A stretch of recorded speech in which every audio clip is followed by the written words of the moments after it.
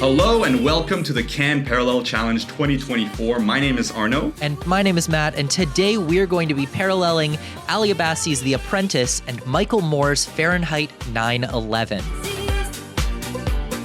Ali Abbasi is a Danish-Iranian filmmaker who has primarily till now worked in the genre space. His first major work was his sophomore film, Border, which premiered in the Un Certain Regard at the Cannes Film Festival in 2018 and was later nominated for an Academy Award for Best Makeup and Hairstyling. In 2022, Ali Abbasi's film Holy Spider played in competition at the Cannes Film Festival, and it won the prize for Best Actress and was later Denmark's submission to the Oscars. It was one of my favorite films of that year as well. Last year, Abbasi directed 2 episodes of HBO's The Last of Us, and so it's pretty clear that he's moving to North American filmmaking with that and his new film, The Apprentice. I personally love Abbasi's approach to suspense. His films are very atmospheric in a way that's very eerie. You could cut the tension with a knife. It just feels like things could go wrong at any moment.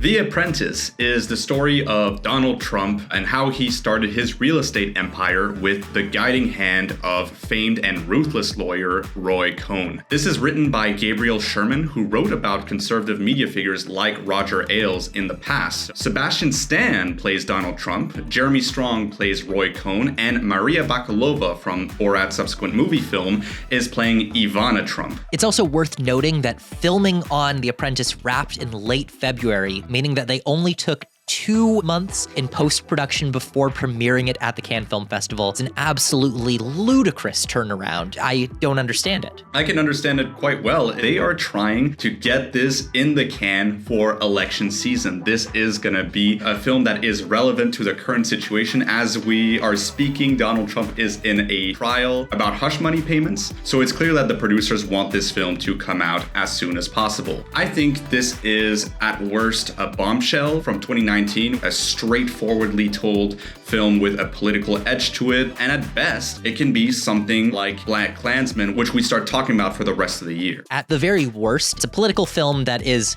just completely forgotten. However, I've heard from friends who worked on set for this film that it's taking a more interesting approach, that they're shooting it almost like a horror movie or a thriller with a lot of long lenses, viewing the action from a distance, creating this kind of odd tension.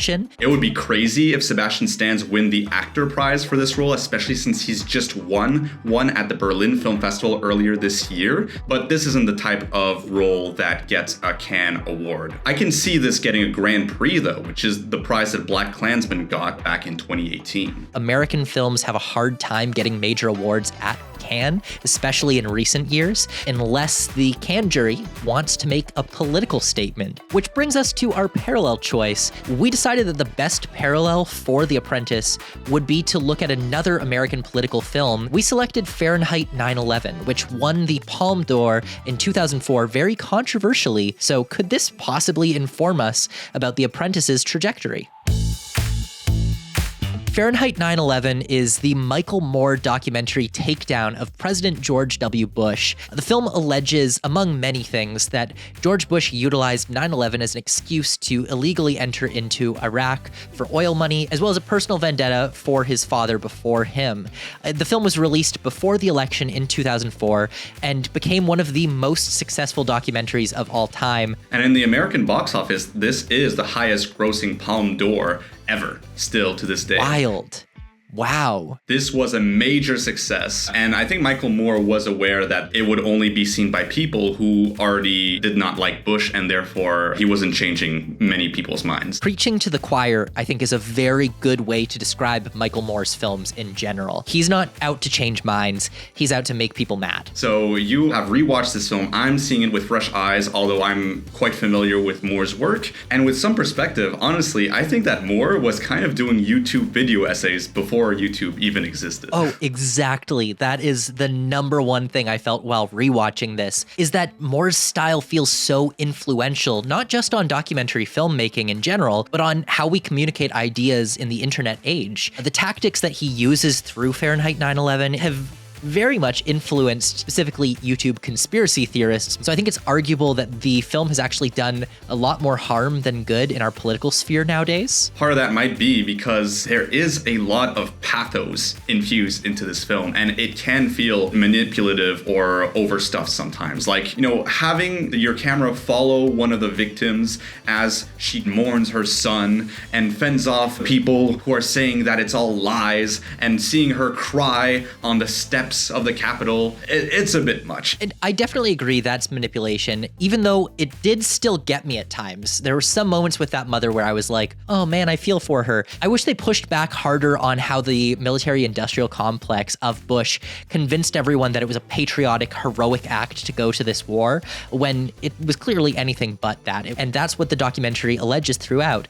But what Moore is doing here at times is dipping into conspiracy theories, and there's plenty to criticize George Bush on without doing a full-on conspiracy theory about how he must be tied to the bin Ladens because he was ejected from the military at the same time as a guy who later became an accountant for the bin Ladens. Like, there's some extreme reaches here. I understand that post 9/11, Michael Moore had to make a movie about Bush. But honestly, I much prefer the film about the military and the lies of the military and the lies of the Iraq War than I like the film about Bush. And I think my takeaway here is that I much prefer when Michael Moore is directly tackling certain topical subjects, whether it's the healthcare system, gun reform, or the financial crash. But when the film focuses on a personal attack, it's just not as interesting. But that being said, Moore's filmmaking, it's not nearly as novel as it was when his films came out in the early 2000s, but it still feels very rewarding watching them. Totally. I find that Michael Moore's humor still feels very relevant, mostly because every news talk comedy show has been copying him for over 20 years now. And because they're still on that style, it still kind of feels fresh. And of course, modern YouTube man-on-street content is all just aping Moore's style all these years later. You don't get Channel 5 without Michael Moore. I just wish there were more Eric Andre collaborations with Michael Moore. Oh, that would be perfect. In the next episode, we pierce through the body of work of David Cronenberg with Spider and his new film, The Shrouds. So join us to see what horrors await us in the new flesh.